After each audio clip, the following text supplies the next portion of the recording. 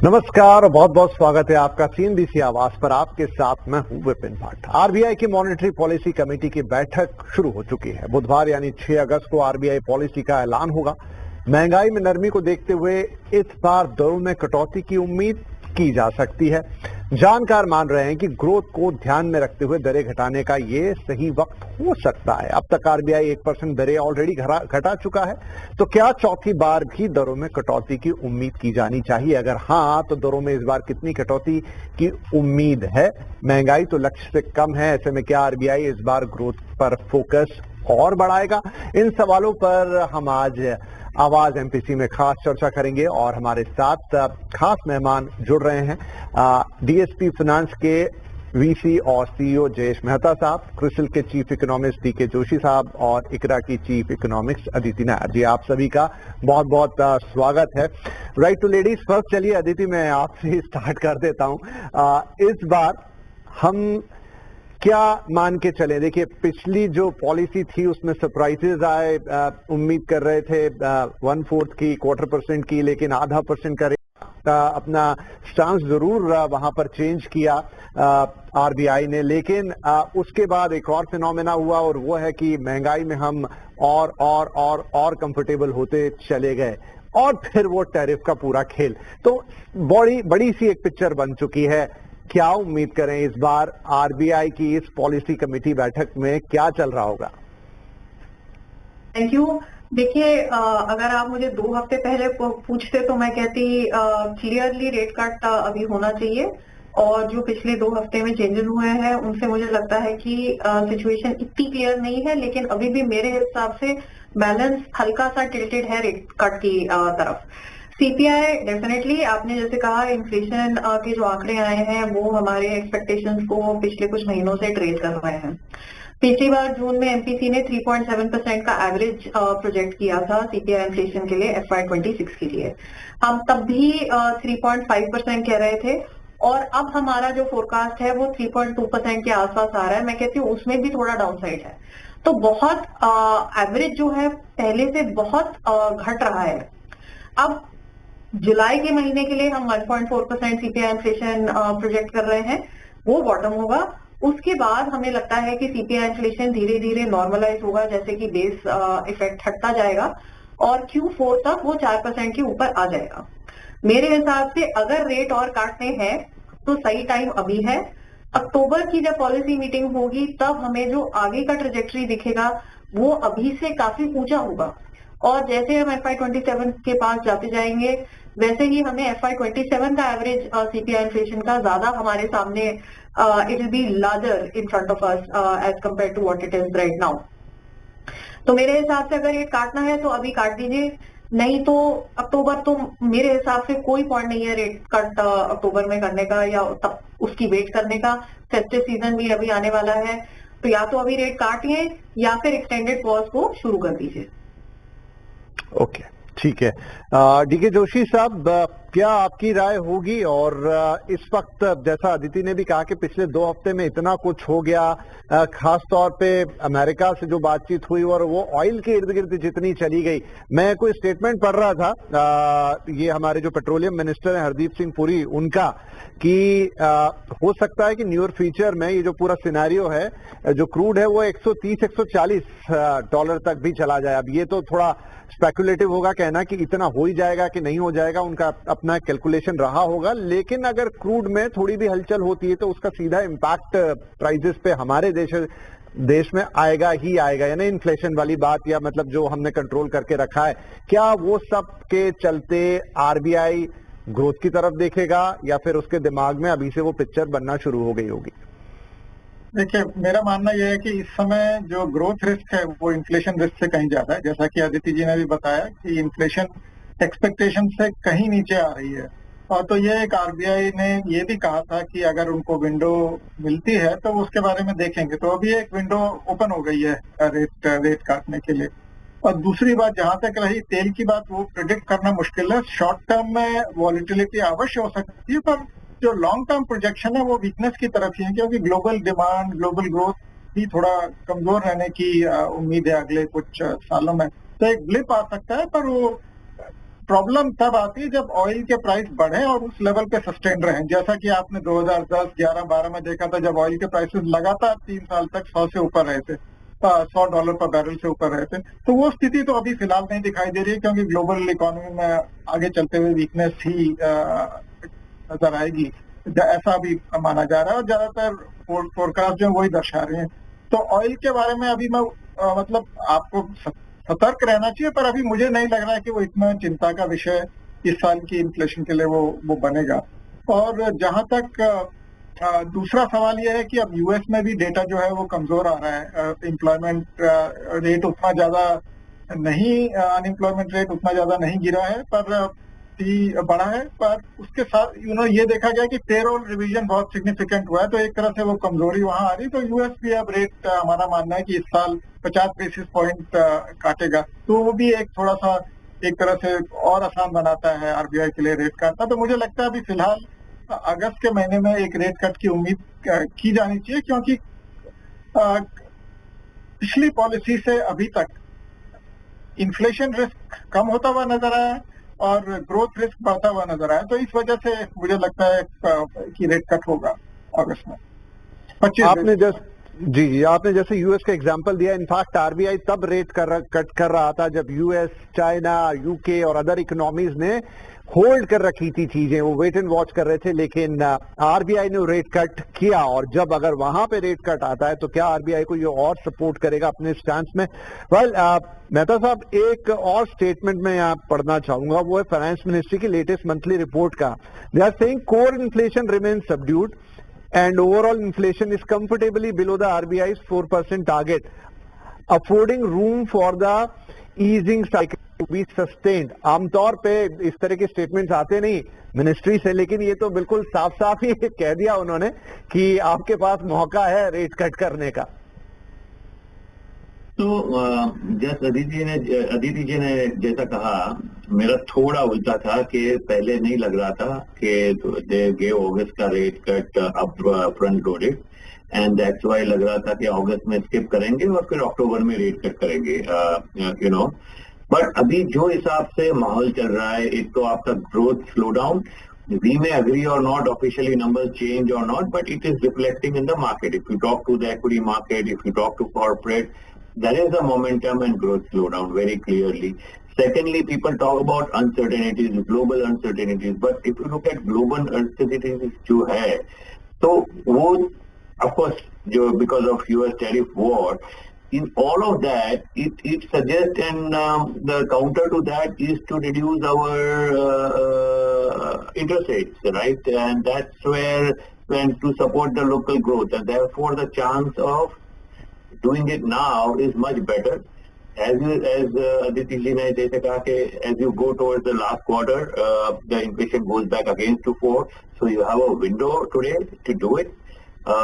So even though they have done a larger cut last time, which included 25 basis point of August expectation, I won't be surprised if they cut the rate. Logically, I would expect them to cut a rate, but consensus थोड़ा अलग है, but I would feel I would give much higher weightage for cutting them in August at this juncture. So as far as global uncertainties are there, but they are also pointing out toward lower growth, lower inflation. US tariff की वजह से China dumping also will also create global inflation expectation to be lower. So वो सब मिला के it is conducive for a lower rate rather than higher rate. Okay, तो आप कह रहे हैं कि रेट कट की उम्मीद इस बार थोड़ी कम है, राइट? नहीं, कम से ज्यादा है उसे people are not expecting, because लोगों ने सोचा था कि नहीं होगा रेट कट, और मैंने भी सोचा था वैसे क्योंकि लास्ट टाइम दे दिया था, but now looking at uncertainties demand a lower cut, lower rate, and therefore I would give very high probability of rate cut in August. Okay, चलिए, ठीक है। अब रेट कट तो होगा, लेकिन कितना होगा ये एक और बड़ा सवाल। अदिति, लास्ट टाइम एक सरप्राइज आया और हम कह रहे थे कि एक फ्रंट लोडिंग कर दी आरबीआई ने। अब ठीक है, वो सिनेरियो पूरा चेंज हुआ और फिर हम एक एक्सपेक्टेशन लेकर आ रहे हैं कि रेट कट होगा, और आपने पूरा पिक्चर हमें बताया कि क्यों अभी होना चाहिए। Now 25 basis point is something जो प्लेट पर है वही होगा, उससे थोड़ा ज्यादा फिर से हो सकता है क्या? कैसे इसका अनुमान लगाए? देखिए, मेरे हिसाब से तो 25 बेसिस पॉइंट भी अभी डन डील कहीं से भी नहीं है। अगर आप कंसेंसस देखेंगे इकोनॉमिस्ट का, तो बहुत ही कम लोग हैं, including I think all three of us, जिन्हें लग रहा है कि अभी रेट कट हो जाएगा। तो 25 से ज्यादा का एक्सपेक्टेशन तो मुझे नहीं लगता हमें रखना चाहिए। आई एग्री, जैसे जैस जी ने बोला कि पहले जब फ्रंट लोडिंग हुई थी हमें लगा था अगस्त में पॉज होगा, फिर अक्टूबर में कट होगा। उसके बाद सीपीआई इन्फ्लेशन इतनी गिर गई कि हमें लग रहा है कि हमें लगा कि अभी कट तो हो ही जाएगा। लेकिन अगेन जो पिछले 2 हफ्ते में जिस तरह से अनसर्टेनिटी बढ़ी है, प्रोबेबिलिटी मेरे हिसाब से कम हो गई है। अगर मैं 2 हफ्ते पहले आप मुझे प्रोबेबिलिटी पूछते रेट कट की, मैं प्रोबेबली आपको बोलती 80 to 90%, अब मैं 50 to 60% ही बोलूंगी। तो बैलेंस सिर्फ हल्का सा ही टिल्टेड है रेट कट के लिए अगस्त की पॉलिसी में। लेकिन timing wise I am very clear मेरे सोचने में कि अगर काटना है तो बेटर कि अभी काट के जो फ्रंट लोडिंग जैसे पहले पिछली बार दिखाई थी, मेरे हिसाब से वो कंटिन्यू करके हमें रेट कट अगर करना है तो अभी कर लेना चाहिए, ताकि ट्रांसमिशन के लिए भी टाइम हो, not just to the banking system but also to small saving kids. Okay, ठीक है जी। तो ये तो है कि कितना, लेकिन फिर भी सवाल रहेगा, जोशी साहब क्या लगता है आपको कितना कट हो सकता है? एक मॉडरेट 25 बेसिस पॉइंट का स्टैंडर्ड कट ही होगा या इससे कुछ आगे पीछे की बात रहेगी? क्योंकि मैं एक इंटरव्यू सुन रहा था गवर्नर साहब का, वो यही बार बार इन्फेसिस कर रहे थे कि हम जो भी कुछ डिसाइड करते हैं वो बहुत मतलब लंबा सोच के, या उसमें आफ्टर थॉट ज्यादा होता है, प्रिडिक्शन उस तरीके के ज्यादा होते हैं कि आगे किस तरह का सिनारियो बनेगा, रादर देन आज आप कितने कंफर्टेबल हैं। उस लिहाज से अगर हम सोचें तो कितना कट हो सकता है? दोनों चीजें मैटर करती हैं। जो आपको फॉरवर्ड लुकिंग जो फोरकास्ट होती है, जो आगे की 1 साल भर में इन्फ्लेशन कहाँ जाने वाली है, उस पर ऑब्वियसली आरबीआई फोकस करता है। पर अभी जो सिचुएशन है वो ऐसी है कि ज्यादातर सेंट्रल बैंक अब डेटा ड्रिवन हो गए हैं। जिस तरह से इंफॉर्मेशन आती है उसी तरह से वो उसको भी कंप्लीटली इग्नोर नहीं कर सकते हैं। तो इस हिसाब से मुझे लगता है कि अगर दोनों का बैलेंस देखा जाए तो 25 बेसिस पॉइंट ही बनता है। और हमारा ये मानना है कि इसके बाद रेट कट नहीं होगा, इसके बाद फिर पॉज शुरू हो जाएगा। तो एक तरह से रेट कट्स जितने भी हैं और फ्रंट लोडेड है, और साथ में अगले सितंबर के बाद आप देखेंगे सीआरआर कट जो उन्होंने ऑलरेडी अनाउंस कर दिया वो भी इफेक्ट में आएगा। तो उन सब से लिक्विडिटी और स्ट्रेंथन होगी, तो एक तरह से ट्रांसमिशन भी आगे को आपको बढ़ता हुआ दिखाई देगा। तो अभी 25 बेसिस पॉइंट मेरे को लग रहा है अगर होगा तो ये शायद आखिरी रेट कट होगा आज के जो हालात हैं उस हिसाब से। अच्छा सर, आपकी राय, आपका कोई फिगर? एक रेट कट तो है ही है। Then again October will see how the data pans out, but यहाँ पे तो लग रहा है कि मतलब रेट कट एक तो है, can go to 2 may be, but I would not stop because of the US tariff situation and यहाँ पे भी अभी आप देखिए वहाँ पे भी सॉफ्टनेस की बात हो रही है। बिकॉज अर्लियर आपने जब भी शुरुआत प्रोग्राम की शुरुआत में कही कि वहाँ पे लोग रेट बढ़ा रहे थे और हमने रेट काटा, बट अभी तो वहां पे भी रेट कट करने की बात हो रही है। तो then there is enough room, specially हमारा इन्फ्लेशन जो है, खास करके food inflation, right, is so much in control, and the other inflation is controlled by the globe, which is in a way also conducive for a lower inflation globally. ठीक है, चलिए। तो एक बात तो हमारे तीनों जो पैनलिस्ट हैं उस पर एग्री कर रहे हैं कि रेट कट आने की उम्मीद काफी ज्यादा है। अब कितना क्या वो हम थोड़ा देखेंगे, फिर कमेंट्री कैसी आएगी उस पर भी नजर रहेगी, लेकिन रेट कट जो है उसकी उम्मीद पूरी है। इसी पर हम एक छोटा सा ब्रेक लेते हैं, लेकिन ब्रेक के बाद बात करेंगे उन फैक्टर्स को जो और आरबीआई के जहन में होंगे, मसलन टैरिफ को लेकर क्या इम्पैक्ट वो देख रहे हैं, रेट कट करने के बाद अब तक ग्रोथ पर कैसा इम्पैक्ट आया है, क्या वो ट्रांसलेट होना शुरू हुआ है या और थोड़ा वक्त बढ़ेगा? लिक्विडिटी तो आपने डाल दी, पर क्या वो ग्रोथ में कन्वर्ट हो रही है? एक और बड़ा सवाल रहेगा। छोटा ब्रेक के बाद बातचीत जारी रखिए।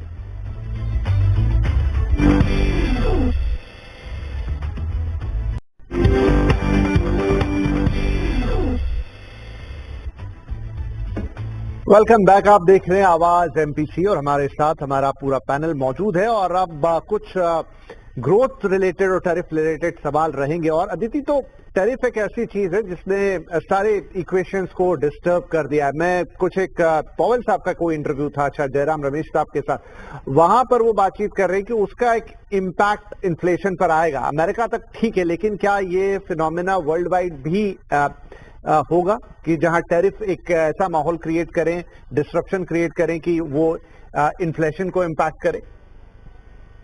देखिए, मेरे हिसाब से इन्फ्लेशन का impact it's not easy to gauge कि मैक्रो इम्पैक्ट क्या होगा। Sector wise, geography wise tariff का इम्पैक्ट इन्फ्लेशन पे काफी फर्क हो सकता है। मेरी बिगर कंसर्न टैरिफ से ग्रोथ की तरफ है। अगर आप इंडिया की ग्रोथ देखें तो हमने पहले जब ये साल शुरू हो रहा था तब 6.5% का ग्रोथ का अनुमान लगाया था। जब पहली बार टैरिफ की का डर बैठा तो हमने उसको रिड्यूस करके 6.2% पे किया, क्योंकि हमें लगा था दो चीजें, एक की एक्सपोर्ट की खुद की ग्रोथ कम होगी और दूसरे इस माहौल में जो प्राइवेट कैपेक्स है वो और डीले हो जाएगा। अब अगर हम देखें तो जो रेट यूएस ने अभी बोला है वो ओरिजिनल रेट से सिर्फ 1% ज्यादा है, लेकिन relative to other exporting competitors हमारा रेट अब ज्यादा खराब लग रहा है। दूसरी बात, कितनी पेनल्टी लगेगी अभी वो हमें नहीं पता। तो अब हमने 6.2% से घटाकर अपना ग्रोथ फोरकास्ट इस साल का 6% कर दिया है। इस अनसर्टेनिटी में डेफिनेटली आपके प्राइवेट कैपेक्स तो और डिले होगा ही होगा। तो ओवरऑल मेरा डर ज्यादा ग्रोथ इम्पैक्ट पे है rather than the inflation impact. अभी इन्फ्लेशन इंडिया में काफी कंट्रोल्ड है, इतने लो लेवल्स हमने बहुत टाइम के बाद देखे हैं, तो वहां पे थोड़ा सा अब्जॉर्ब करने की क्षमता है। लेकिन ग्रोथ पे मुझे नहीं लगता कि कोई जो बफर तो पहले भी थे डोमेस्टिक डिमांड के, अर्बन जो रेट कट हुआ है उससे बेनिफिट, और साथ ही साथ जो इनकम टैक्स का कट है उसका बेनिफिट, मॉनसून अच्छी रही है, रूरल भी आउटलुक अच्छी है, ये बफर जो पहले थे वो तो अभी भी है। लेकिन मेरे हिसाब से जो टैरिफ से एक्सपोर्ट्स के लिए अनसर्टेनिटी है, प्राइवेट कैपेक्स के लिए अनसर्टेनिटी है, और साथ ही साथ जिस तरह से अभी हमने रिसेंटली कुछ जॉब लॉसेस देखे हैं, तो सेंटिमेंट थोड़ा नेगेटिव तो हुआ है पिछले 15-20 दिनों में। जी, तो ग्रोथ एक कंसर्न रहेगी। जोशी साहब, जो आरबीआई के जहन में एक और चीज होगी कि वो तो रेट कट्स दे रहे हैं, लिक्विडिटी भी मार्केट में आ रही है, लेकिन क्या वो ग्रोथ में कन्वर्ट हो रही है? ये कहीं आरबीआई के, हालांकि उसका मैंडेट नहीं है ग्रोथ को उस तरीके से फॉलो करना या देखना, बट स्टिल उनके मन में कहीं होगा। मॉनेटरी एक्शन होता है या रेट कट, उसका असर इकोनॉमी में पढ़ते पढ़ते 3 क्वार्टर भी लग सकते हैं। ये तो ट्रांसमिशन धीरे धीरे स्लो होता है। जहाँ पे ट्रांसमिशन बहुत फास्ट हुआ है वो शॉर्ट टर्म रेट्स हैं, जैसे सीपीए रेट, सीडी रेट, इनमें बहुत ज्यादा तेजी से, और कॉल रेट्स एकदम नीचे आ गए। पर जो आपके हाउसिंग लोन रेट या फिर ऑटो लोन रेट, इनमें धीरे धीरे ये ट्रांसमिशन हो रहा है, और बैंक अपने मार्जिन को भी प्रोटेक्ट करने के लिए ट्रांसमिशन थोड़ा स्लो ही रखते हैं। और उसके अलावा आई थिंक जो डिपॉजिट्स हैं उनमें थोड़ा जो ट्रांसमिशन है वो लेंडिंग रेट से ज्यादा फास्ट हुआ है। तो इस तरह से अलग अलग चीजों में अलग अलग स्पीड से ट्रांसमिशन चल रहा है, और वो उस पर भी डिपेंड करता है, उसकी मैच्योरिटी पे भी कि लॉन्ग, जैसे 10 ईयर बॉन्ड जो है लॉन्ग टर्म, उनमें एक्चुअली वो उनका रेट बढ़ गया पिछले 50 बेसिस पॉइंट जो आरबीआई ने कट किया था, उसके बावजूद भी। उसका कारण ये था कि उन्होंने जो गाइडेंस थी वो थोड़ा सा ये थी कि अब आगे स्कोप नहीं है रेट कटने का, और उसका असर वो 10 ईयर लॉन्ग टर्म बॉन्ड में दिखाई दिया, पर शॉर्ट टर्म बॉन्ड सारे नीचे आ गए। तो इस तरह से ट्रांसमिशन हो रहा है, पर वो जितना फास्ट होना चाहिए उतना फास्ट नहीं हो रहा है, और धीरे धीरे वो, मतलब हमें थोड़ा टाइम लगेगा उसका असर इकोनॉमी में दिखाई देना। कम से कम 3 क्वार्टर तो लगते हैं। ठीक है, इजलास मेहता साहब, पिछली बार स्टांस में परिवर्तन कर लिया था, कमोडिटिव से न्यूट्रल हो गए। इस बार कमेंट्री में कुछ खास फोकस रह सकता है, कंसर्न्स रह सकते हैं मॉनेटरी पॉलिसी में? तो लॉजिकली आई एम सेइंग कि अगर इतना सॉफ्ट एनवायरनमेंट है और अगर रेट कट नहीं किया तो then they will have to change the stance. But stance जो चीज है ना, वो इतना जल्दी से चेंज करना बहुत इट्स नॉट इवन राइट कि एक नेक्स्ट पॉलिसी में स्टांस चेंज कर दिया, unless something which is shock effect कुछ ग्लोबली हुआ है तो बात अलग है। So from my perspective, I don't really see anything changing on the stance, but definitely to look at the cut. आपने जो ये इन्फ्लेशन का जो पूछा, तो other markets definitely inflation lower लग रहा है बिकॉज वहां पे टैरिफ है नहीं, वहां पे आपका चाइना का डंपिंग भी आएगा। यूएस मार्केट में we have to see, because अभी तक तो रेजिलेंस दिखाया है, but all said and done 15 से 18% इफेक्टिव ड्यूटी बढ़ गया है आपका। तो नवंबर दिसंबर में they can see some inflation unless all of that is taken over by the supplier और the intermediaries. So that's something we have to watch for. ठीक है जी, तो ये पूरी पिक्चर है जो इस वक्त उस मीटिंग रूम में भी डिस्कस हो रही होगी, जो मॉनेटरी पॉलिसी कमेटी बैठक कर रही है। बुधवार को हमें नतीजा पता चलेगा कि फाइनली डिसाइड क्या हुआ, रेट कट आ रहा है, कितना आ रहा है, और फिर क्या कमेंट्री आरबीआई की तरफ से आती है। लेकिन हाँ, हमारे तीनों ही इकोनॉमिस्ट बोल रहे हैं, समझ रहे हैं और प्रेडिक्ट कर रहे हैं कि एक रेट कट तो आना लाजमी है। बहुत बहुत धन्यवाद आप तीनों का ही, एंड फिर मुलाकात होगी पॉलिसी डे पे। धन्यवाद, नमस्कार।